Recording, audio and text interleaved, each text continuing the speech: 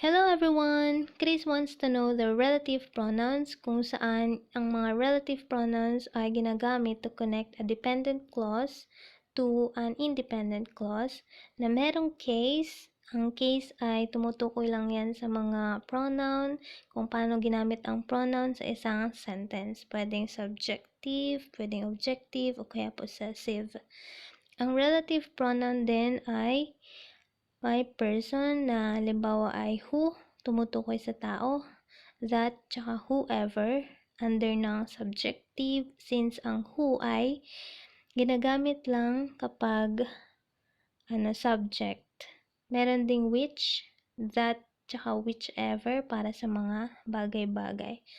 Para sa objective, meron tayong whom, that, whomever. Sa non-person ay ang ginagamit ay which, that, tsaka whichever. Sa possessive, sa person ay whose, sa tao yung ginagamit.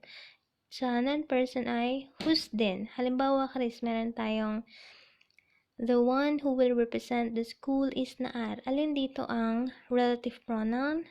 Ang relative pronoun ay itong who. Itong who na to ay ginamit para i-connect itong dependent clause na who will represent the school. Itong ating dependent clause, i-connect dito sa independent clause. Itong the one is Naar. Yan ang ating independent clause. Okay? At yan ay under ng subjective case dahil itong dependent clause natin ay may sinasabi tungkol sa subject na one. Okay? Kapag naman the person who came is Arnel, same din, nasa subjective case din tayo since itong dependent clause natin na who came ay may sinasabi tungkol dito sa subject natin, yung the person. Itong the person is Arnel ang ating independent clause at itong who came ang ating dependent clause na may sinasabi lang tungkol dito sa person na subject ng sentence. Okay? Kapag halimbawa naman, Chris gave me the flowers that I received last week. Itong that, may dependent clause na tayo since meron tayong relative pronoun na ginamit para i-connect itong ating dependent clause sa independent clause. Okay? Halimbawa ay itong that na to ay ginamit bilang objective since ang tinutukoy nitong that I received last week ay itong flowers na nasa object. Okay? Ito namang the flowers which were delivered were for me ay nasa non-person under subjective case dahil ang tinutukoy nitong dependent clause natin ay itong subject na flowers. Okay? Ito namang they were the students who came early. Ang tinutukoy natin dito na who came early, ito ang ating dependent clause, diba? Tinutukoy natin ito ay itong students na may kinalaman sa day. Kaya yan ay nasa subjective case. They who came early were the students. Ganon. Samantalang itong they were the students whom the teacher called, may relative pronoun tayong whom, kaya nabuo itong ating dependent clause na whom the teacher called, ay tinutukoy nito ay itong students. Kaya ito ay under ng objective case, itong whom. Sino yung pinapatungkulan nitong whom the teacher called? Itong students. Okay? Ito namang, they were the students whose books were missing. Halimbawa, missing yan. Whose books were missing, yan ay possessive since itong whose ay ginamit. At saka, nabuo ang ating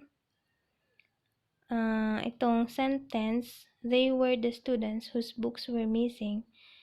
Kaninong books yung nawawala sa mga students. Ganon. Pag possessive, tatanungin lang natin ang sarili natin kung sino yung may-ari. So, kaninong books yung nawawala? Sa students' books. Okay? So, halimbawa, meron pa tayong isang uri ng pronoun, interrogative pronoun. Ginagamitan din natin to ng words na who, whom, whose, which, at what. Ang pinagkaiba lang is, ang interrogative pronoun ay used in questions. Ginagamit ito sa tanong. Halimbawa ay, the mother and her children are very happy.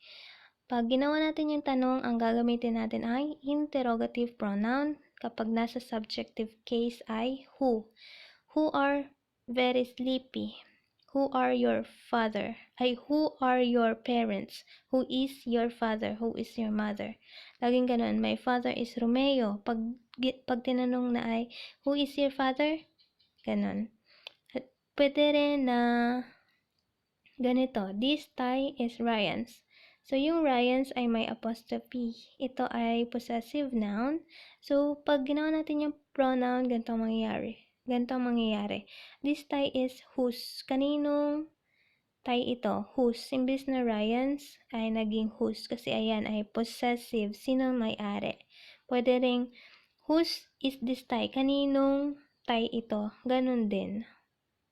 So, yun ang pinagkaiba ng relative pronoun sa interrogative pronoun. Ang relative pronoun ay ginagamit para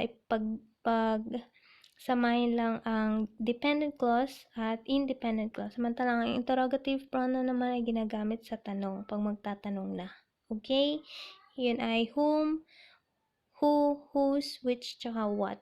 Ang whose ay ginagamit kapag possessive. Ang which ay ginagamit pwede yan sa bagay. Ang what ay sa bagay din. Ang whom ay sino yung tumanggap. Tsaka yung who ay sino yung gumagawa o sino yung pinag-uusapan. Okay? Thank you.